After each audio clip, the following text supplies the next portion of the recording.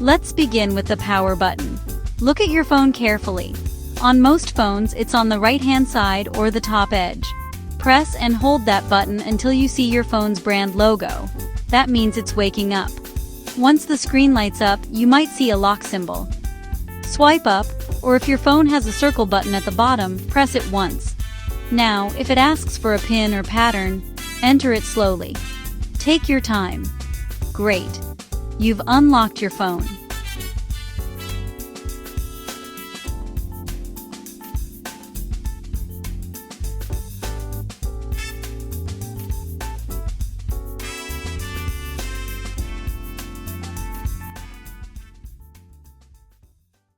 This screen you see now is called the home screen. It's like your desk, where everything is organized.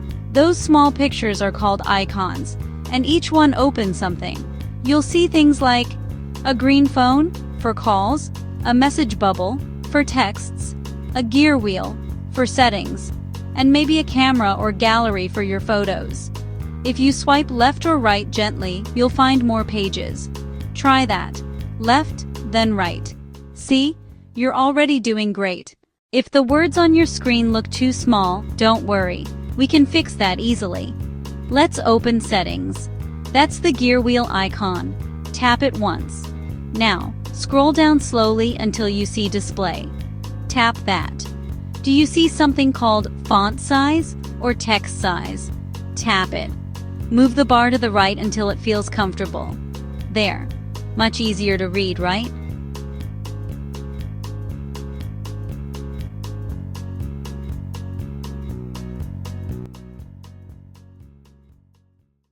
Let's make a simple call. Don't worry, you can hang up anytime. Find the green phone icon and tap it. You'll see a keypad just like a home phone. Type the number, slowly, one by one. Now, tap the green call button to start calling.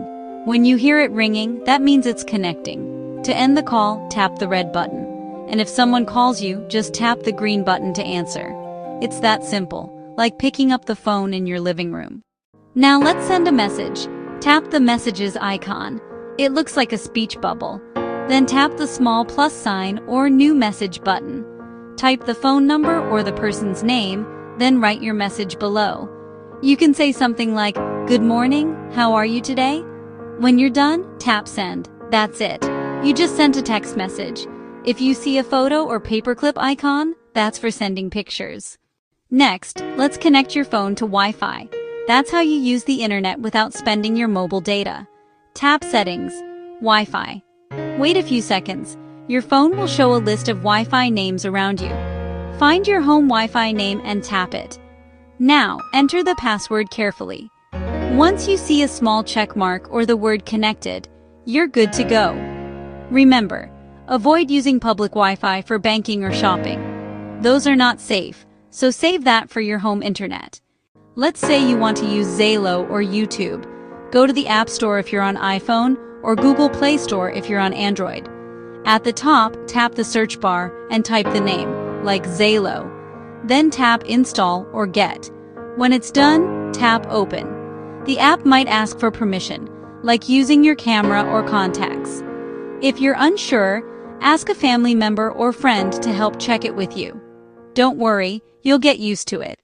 Phones are like wallets. We must protect them. Let's set a PIN, fingerprint, or Face ID for safety. Open Settings, Security or Face ID and Passcode. Choose a 4 or 6-digit number that only you know. If you can, add fingerprint or face unlock. It's faster and safer. And please, never ever share your OTP code with anyone. If someone calls and says, "I'm from the bank, tell me your code," hang up right away. It's a scam. In case something happens, let's add emergency contacts. Open your Contacts app, tap your family member's name, and mark them as a favorite. Some phones have an emergency SOS option in Settings. You can set it to call or text your family automatically in an emergency. This small setup can make a big difference. It's like keeping a safety button in your pocket. Let's recap what you've learned. You can turn your phone on and off, read larger text, make calls, send messages, use Wi-Fi, install apps, and stay secure. If something feels confusing, take a breath, start again. No one learns everything in one day.